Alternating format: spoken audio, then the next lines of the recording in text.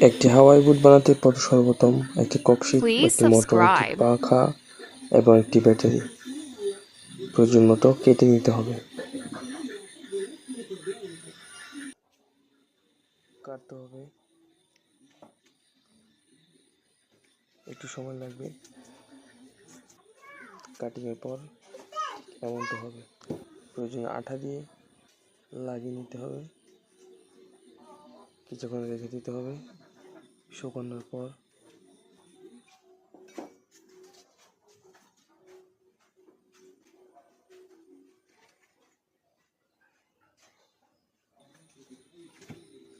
Battery connection দিয়ে দেখতে হবে।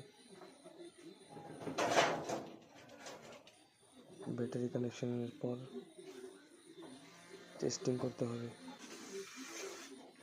খুব ভালো চলে।